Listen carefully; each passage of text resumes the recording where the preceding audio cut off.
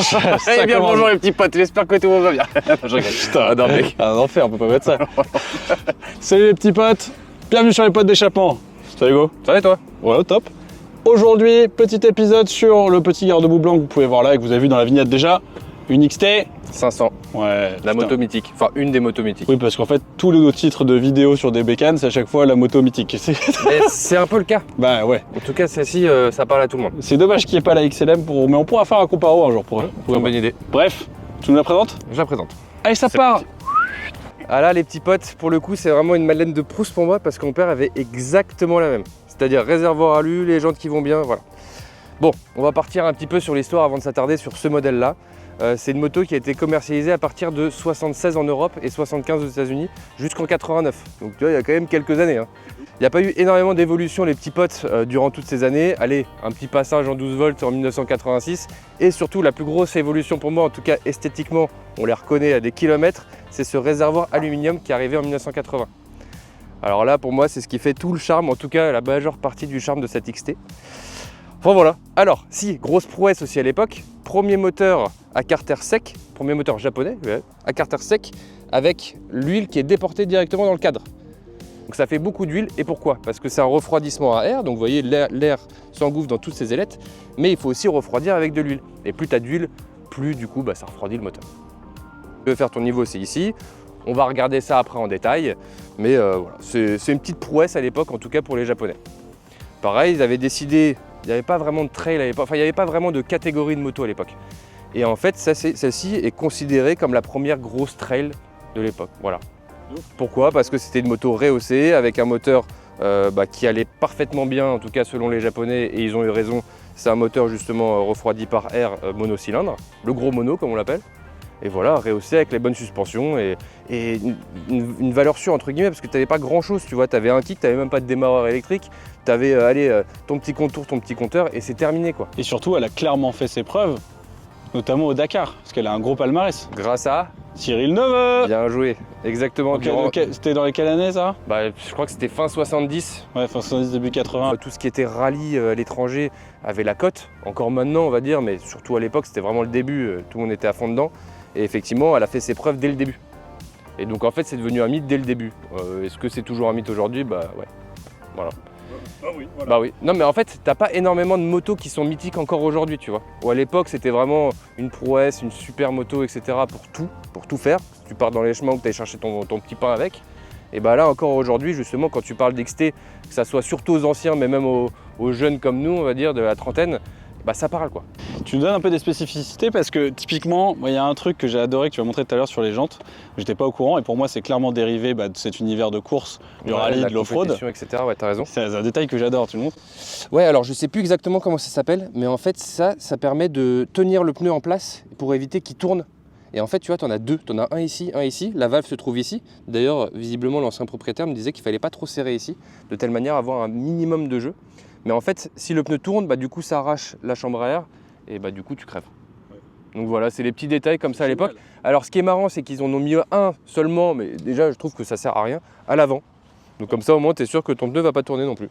Et c'est marrant parce que tu vois, toutes ces prouesses techniques, on va dire, ces inventions qui étaient basées quand même pour penser pour ce type de rallye, on le retrouve aussi sur la XL600LM notamment, celle qu'on avait présentée sur la chaîne, avec le fait que tu pouvais en fait tout simplement venir changer tes rayons sans avoir à retirer ton pneu. C'est ça. Sans avoir un système spécifique qui était marrant. Alors c'est pas le cas de celle-ci pour le coup.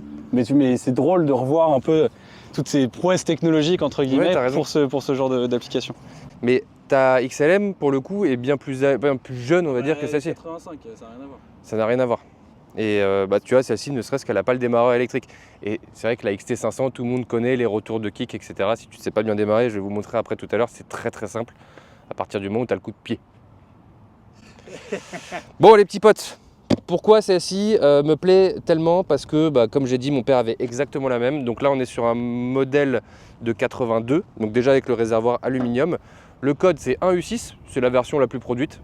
Et pourquoi ils sont passés, on l'a dit déjà tout à l'heure, pourquoi ils sont passés au réservoir alu? Non, on l'a pas dit parce que très rapidement en fait c'était des réservoirs acier qui avaient tendance à s'oxyder de l'intérieur. Et du coup ils sont passés en alu pour pallier à ce problème. Voilà. Logique. C'est très simple. On peut faire le tour du coup les petits potes. Alors, comme j'ai dit, il n'y a pas eu énormément d'évolution, un petit peu esthétique aussi en fonction des années.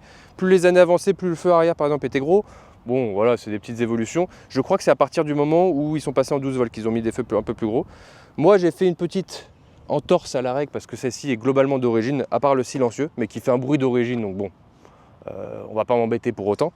J'ai mis du LED, mais du LED sur du 6 volts, comme ça au moins bah, ça éclaire correctement. C'est du 6 volts là? C'est du 6 volts, bah oui je suis en 82. Pareil, il y a eu des évolutions du coup au niveau des couleurs. Donc là, on est en 82, donc cette partie, la partie supérieure était en noir. Et je crois que dans les fins de production, c'était bleu marine au-dessus. C'est très joli aussi. Bon voilà, il n'y a pas eu de grosse évolution. Et en fait, surtout, elle s'est arrêtée en 89 parce qu'au catalogue, tu avais déjà la Ténéré, tu avais la 600 XT qui était quand même bien meilleure. Puis tu avais les concurrentes qui étaient quand même aussi à la page, entre guillemets. Il y a énormément de choses à dire sur cette moto, on pourrait en parler des heures. Déjà, moi ce que j'adore, c'est il y a plein de petites choses. Tu sais que le carter est en magnésium, c'est écrit. Ici, tu as le kick starter, c'est marqué aussi. Ici, c'est ton filtre à huile. Donc tu vois, tout est marqué, c'est quand même très drôle parce que tu n'as pas grand chose, mais le peu est écrit. Pareil, ici, tu vois, tu as le kick indicateur, je vous montrerai à quoi ça correspond et à quoi ça sert surtout. Ici, c'est le réglage des vis platinées. Bah oui, tu es encore à l'époque, donc tu as encore tes petites vis à régler et puis à gratter de temps en temps si tu as un peu d'humidité dedans. Et puis voilà, tu as ton gros carburateur, donc c'est un simple carburateur. Je sais plus combien il fait exactement en diamètre. Énorme. Mais il est assez mastoc, ouais. Bah, il faut quand même l'alimenter, hein, le petit moulin. J'ai pas une petite main, bon. Bah, du coup, elle est un peu plus avancée, ça fait pas vraiment. On voit, ça fait pas le truc que je voulais faire. Ouais, bon. Bah, effectivement, il est quand même assez mastoc. Il est présent, mais en même temps, il faut bien l'alimenter en essence, hein, parce que ça consomme un petit peu quand même. Ouais. Surtout que le réservoir n'est pas très grand. Bon, après, j'ai pas exactement les stats des consommations, etc. On s'en fiche un peu. Généralement, quand tu achètes une XT, c'est pas forcément pour jouer de la consommation au minimum. Hein. Non, tu t'en fiches un peu. Bon, la configuration, comme je vous disais, les petits potes, est globalement d'origine. Ça est passé en inox, donc c'est le collecteur. Et ensuite, le silencieux, pour le coup, n'est pas d'origine. Je crois que celui d'origine, la partie arrière est un petit peu plus petite. Ouais. Bon, esthétiquement, il n'y a pas énormément de différence. Et surtout, au niveau du bruit, il n'y a pas non plus grosse différence. Il est possible de mettre un avec une détente un peu plus importante, ce qui fait un bruit de malade. Mais bon, l'objectif, c'était d'essayer de rester un petit peu dans l'origine. Bah, très bien. Très bien. Ça part. Formidable, ouais. Ensuite, bon, je vais peut-être vous montrer aussi comment on démarre une XT. Bah oui. Mais avant, on va quand même terminer avec l'avant. Parce qu'on a deux freins à tambour. Bah oui, à l'époque, tu n'avais pas encore vraiment le frein à disque. C'est une moto qui est connue pour ne pas freiner. Bon, quand on dit qu'on a une XT, on dit qu'on ralentit plutôt qu'on freine vraiment. Et bah celle-ci, alors je ne sais pas si celle-ci est bien réglée ou pas, mais celle de mon père freinait aussi très bien et celle-ci freine très bien. Donc voilà. Là, vous avez des tubes de fourche qui sont rien de plus simple, rien de plus basique. De temps en temps, il faut les vidanger parce que tu as de l'huile et des ressorts. Ouais, classique. Voilà, classique. Les jantes, alors ça aussi, c'est un peu la marque de fabrique de la XT500. C'est qu'elles sont en doré comme ça, c'est super joli. Elles ont tendance un petit peu à piquer avec le temps. Mais tu vois là, c'est logoté, hop, Japan. Enfin voilà, c'est les jantes d'origine. Moi j'adore. Ouais, c'est tout le petit détail, j'adore. Ça, c'était typique d'une époque. Parce que en concurrent, moi qui suis plus Honda, ouais. Honda c'était pareil. Tu les retrouvais sur les XLM, sur les Africa Twin, enfin voilà. Bah, bien sûr.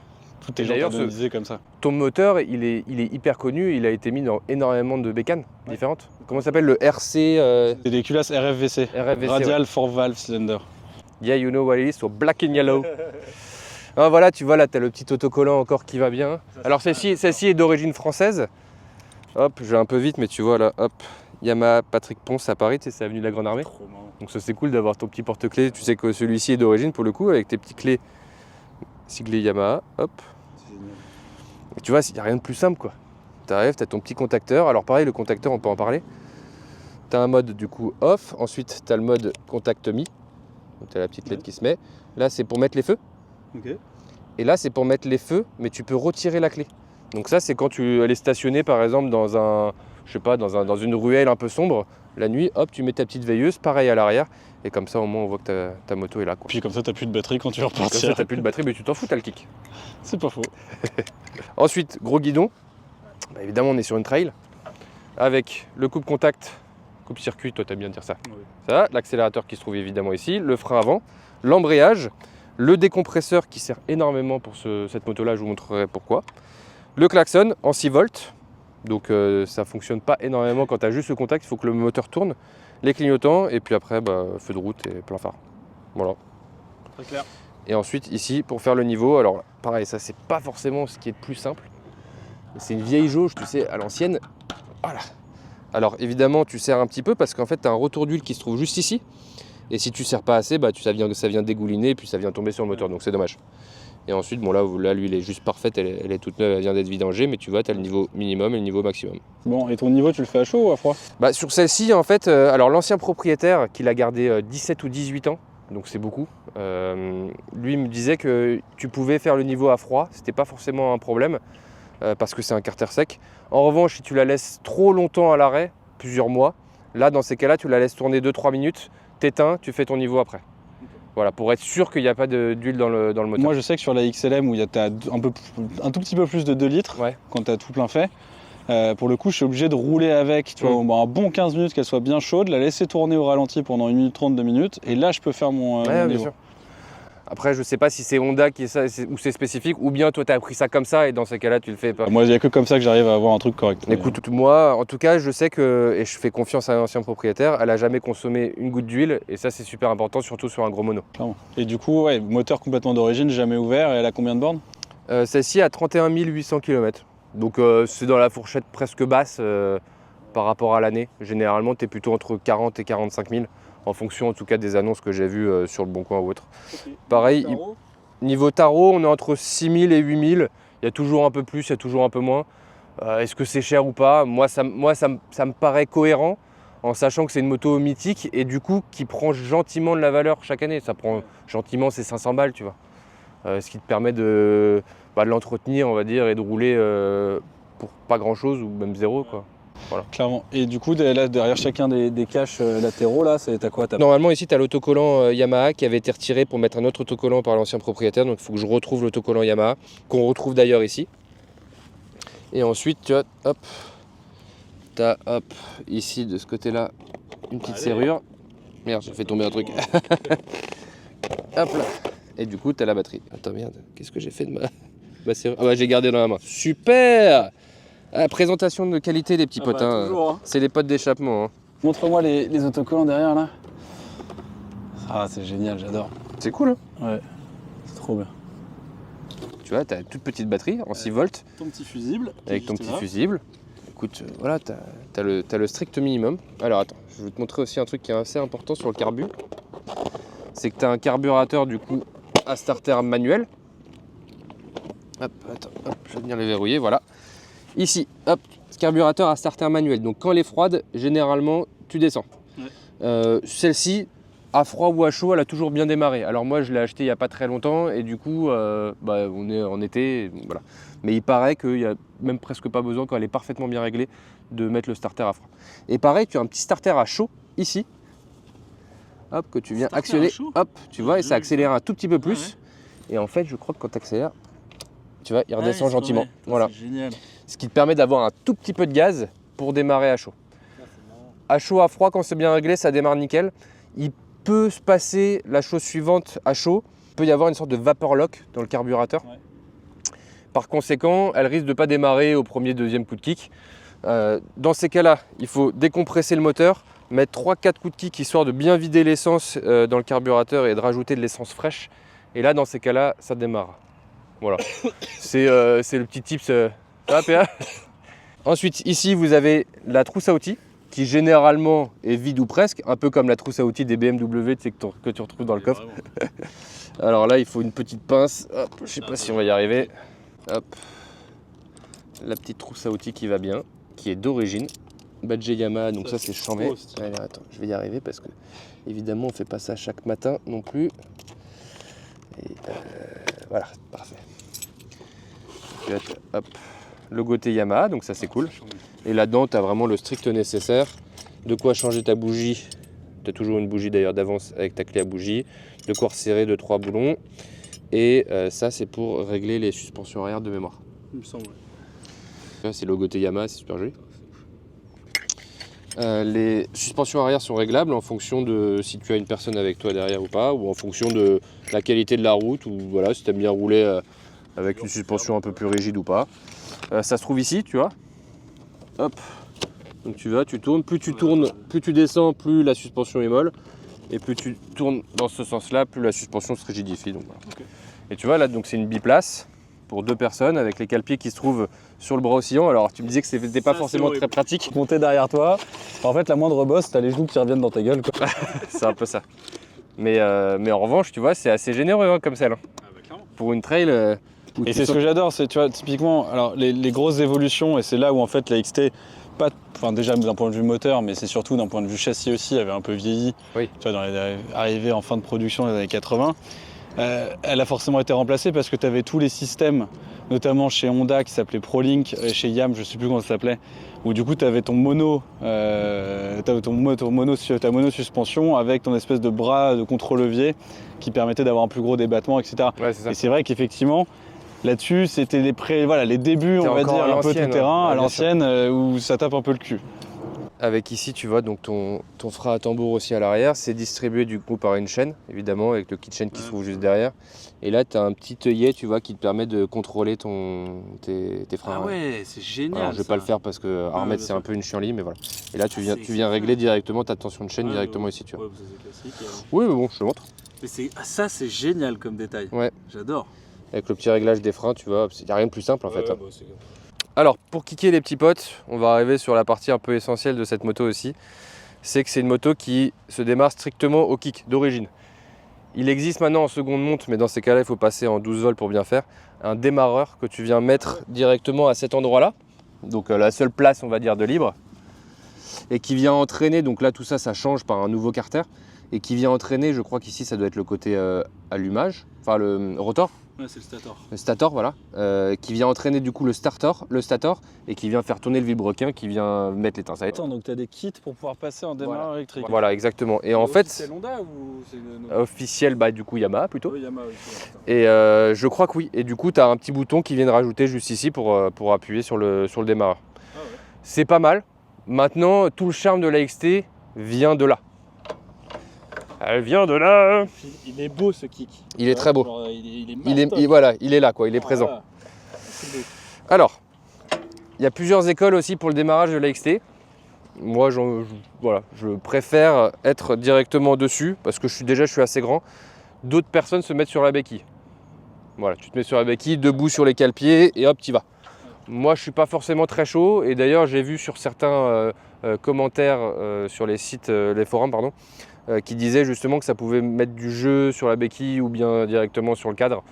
Dans le doute, mieux vaut pas le faire. Voilà, enfin selon moi. Donc le kick, procédure de démarrage, elle est assez simple, mais il faut tout respecter. Déjà, tu ouvres ton robinet d'essence, qui se trouve ici, classique. Tu mets ton contact, évidemment, parce que sinon ça va pas démarrer. Ton petit témoin que tu es au neutre. Exactement. Hop. Et c'est vraiment Honda et Yamaha, ce sont les mêmes dans ces années-là. Ah oui. Ah mais c'est exactement pareil. Cette espèce de truc un peu rubis. T'entends le klaxon, là je suis à fond. Hein. Donc tu sens que tant que t'as pas démarré, la batterie elle est pas très bien. Et ensuite, donc là hop, tu vas venir te chercher ton point de compression. Alors là on a de la chance parce que sur la XT, tu vois, tu as un indicateur. Ouais. Donc là je vais kicker, hop, et là tu vois, tu as une partie blanche qui vient d'arriver. Ouais. Dans ces cas-là, tu remontes au maximum. Et là tu descends. Alors c'est un coup assez ferme. Tu n'es pas sur un 2 temps non plus, donc tu mets pas toute ta force, mais bon, il faut que ça soit assez ferme. Et surtout, tu restes ton pied vraiment tout en bas. Que tu as un anti-retour, justement, et si tu ne laisses pas ton pied en bas, tant que le moteur ne se lance pas, tu risques d'avoir un retour de kick. Voilà. Et après, tu peux rester ici comme ça pendant 5 minutes, il n'y a aucun intérêt. Mais tu vois, tu peux remonter doucement, il n'y a pas de problème. Là, tu ne peux pas avoir de retour de kick. Tu peux avoir un retour de kick seulement si l'allumage se fait au mauvais moment. Et surtout si tu n'es pas tout en bas. Et après, tu vois, il n'y a rien de plus simple. Hein. La moto était froide, on a touché le collecteur tout à l'heure. Quand c'est réglé, ça va bien. Moi, le truc, c'est que j'ai tellement peur. Ah, vas-y, mec, fais-le. Et vraiment, c'est ma phobie. Bah justement, il faut pas que ça le soit. Moi, ça l'était sur celle de mon père parce que mon frère s'était fait mal avec. Ouais. Il avait eu un retour de kick. Et quand tu as un retour de kick, tu peux vraiment te casser quelque chose. Moi, c'était en démarrant la Jeep avec la manivelle, d'ailleurs, épisode de la Jeep aussi qui est disponible. Ouais, avec la manivelle aussi, ouais, tu peux te Ah putain, bah éclater le poignet quoi, mais bon. Ouais, vas-y, j'essaie, je te fais confiance. No stress. Alors, la mémère. Donc, on retire la béquille. Très bien, réservoir. Il est toujours ouvert. Sur un robinet d'essence. Tu mets le contact. Contact. Alors, aussi quelque chose, les petits potes, la dernière fois, j'avais oublié de remonter le cale-pied. Et du coup, j'ai tapé un petit peu, j'ai buté un petit peu dedans. Et là, pour le coup, j'ai eu peur d'avoir un retour de kick. Okay. Donc, remontez bien ça. Ensuite, tu vas chercher ton point mort. Ouais, et donc là j'utilise le levier de décompression, c'est ça? Ça, tout en haut. Alors, hop, tac. Ensuite je prends ça là. Et là je regarde là. tu cherches, voilà. Ok. Là, tu y es, tu remontes tout en haut. Là je et relâche mon truc. kick vif et tu restes tout en bas tant qu'elle n'a pas vraiment tourné. Voilà. Terminé, bonsoir. C'est un truc de ouf là quand même. Et c'est un flow de malade, j'adore. Putain, trop stylé. Ça tourne tellement bien. Allez. J'adore. Alors pour la petite histoire, j'ai passé le contrôle technique parce que maintenant, bon, c'est un peu aberrant selon moi, mais tu es obligé d'avoir le contrôle technique pour pouvoir circuler en deux roues. Et alors ce qui est marrant, c'est que le contrôleur technique, lui, bah, ça n'avait pas démarré la XT. Et du coup, il m'a marqué le seul défaut mineur qui a été enregistré, c'est que les clignotants, selon lui, n'allaient pas assez vite. Bah oui, pourquoi? Parce que quand tu mets le contact et les clignotants, bah, comme tu es en 6 volts, tu vois, t'as le temps de passer 3 vitesses, quoi. Et d'ailleurs tu le vois, c'est génial, t'as ton petit témoin de clignotant qui s'allume aussi là en orange. Et évidemment, quand tu démarres, bah là, dans ces cas-là, les clignotants clignotent correctement. Non, mais c'est vrai, c'est un peu bizarre, quoi. Ouais. Ça veut dire mec, démarre là quoi. T'as peur? Ouais. Sur un homme, tu vois, avec le petit logo Yamaha. Je sais pas si vous allez voir les petits potes. Voilà, c'est une moto qui est globalement dans son jus, dans son bon jus. Alors, normalement, vous avez là, toutes les petites ailettes qui sont bien grises, tout va bien. Et cette partie-là, normalement, est noire partout. Bon, elle a perdu un petit peu d'éclat, on va dire, avec les années, mais bon, elle présente encore très très bien. Et l'avantage, c'est que c'est une moto qui est super fiable. Elle est trop belle, j'adore. Bon, du coup, mon petit PA, tu pars faire un essai? Bah apparemment c'est à moi de le faire, ouais. Bah, moi, je la connais tellement par cœur aussi. Oui. Ça serait mon premier ressenti. Voilà, c'est un peu ça. Et ça, moi, je vais te suivre avec la magnifique MG. On a Allez. fait d'ailleurs plusieurs posts Insta et des vidéos YouTube avec une remise en route. Bon, bref. Oui, on s'en fout, ouais, c'est un autre sujet. C'est un autre sujet. On y va. Alors, comment c'est que ça marche tout ça? Regardez comme on est sérieux. Gants, casque. Bon, c'est pas vraiment le casque qu'il faut pour rouler avec ce genre de truc. Contact premier cran. Ensuite, je prends le décompresseur. Et là, je vais aller chercher du coup la petite pastille blanche. Hop. Encore. Voilà. Là, elle y est. Je relâche le décompresseur. Et un coup, tranquille, vers le bas. Voilà, là, c'est quoi ça, vas-y. Non. On commence.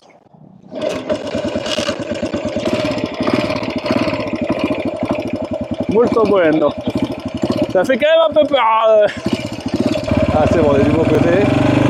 Hop, seconde. Alors, déjà, la position de conduite, autant te dire, mon copain, qu'elle est hyper cool. J'adore. T'es haut, t'es bien droit quand même, le guidon hyper large, donc c'est un vélo en fait. T'as vraiment cette sensation d'être sur un vélo. En revanche, moi qui roule de façon daily avec du coup une Honda XL600 LM, la vidéo est dispo sur la chaîne du reste, c'est vrai que tu sens que ça a quelques années de design un peu en retard. C'est pas un peu plus vieille quoi. Oula, la première il y a du frein moteur. Dans le sens où en fait tu sens vachement au niveau de déjà la façon dont c'est suspendu à l'arrière, c'est mou, mais t'as pas cet effet de balancier un petit peu comme tu peux avoir avec les systèmes ProLink. En revanche, t'as cette même sensation de maniabilité due au guidon hyper long, enfin hyper droit, et t'as cette position un peu haute. Ça pèse que dalle d'ailleurs, on n'a pas parlé du poids, mais il me semble qu'Hugo me disait que ça pesait dans les 130 kg, quelque chose comme ça. Donc c'est rien du tout. Un autre truc aussi que je remarque, c'est que pour un gros mono de 500 cm3, comparé notamment aux 600 des XR ou aux 600 de la XLM, ou de la RM aussi, c'est un truc de dingue à quel point il est beaucoup plus pardonnable entre guillemets, enfin il pardonne beaucoup plus dans les tours. Ça cogne un petit peu mais pas trop et t'as quand même de la reprise. Là j'étais à 2000 tours, j'ai aucun problème à repartir. Ça, moteur que je trouve beaucoup plus onctueux.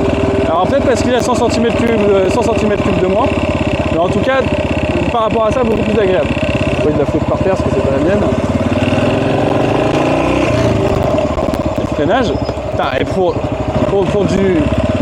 du frein à tambour, franchement c'est ça. Je pense que, à mon avis, je préfère avoir un bon freinage à tambour très bien réglé que d'avoir des freins à disque pourris des années 80, tu sais pas si c'était par câble ou machin, rapport fin de vie. C'est beaucoup mieux. Ça suffit amplement en fait. Bon, et puis après, de toute façon, pour vraiment l'essayer, celle-là, il faut plus sortir des chemins battus, quoi. Tu sens que c'est bien suspendu, mais ça manque quand même un peu de souplesse, quoi. C'est marrant. Ah, c'est drôle. Ah, c'est gaulerie. T'es sur un vélo, quoi. Mais tu sens que c'est hyper joueur, c'est hyper marrant. Le moteur, honnêtement, sur celle-là, je sais pas s'ils sont tous comme ça, mais il pardonne énormément. Il est hyper souple, il est hyper joueur, il est hyper agréable. Et là, je reprends, je suis à peine à demi-tour, quoi. Et te dire qu'il y a des gars, quand même, putain, Cyril Neveu qui ont remporté le Dakar sur ce genre de bécane, c'est hallucinant. Alors oui, c'est pas nous avec notre petit essai, là, à faire les cons rapidement qu'on va pouvoir vraiment la tester. En tout cas, c'est une icône, c'est un véritable plaisir de pouvoir la conduire. Et si vous devez en essayer une, faites-le parce que c'est chambé. Voilà. Allez, petite conclusion.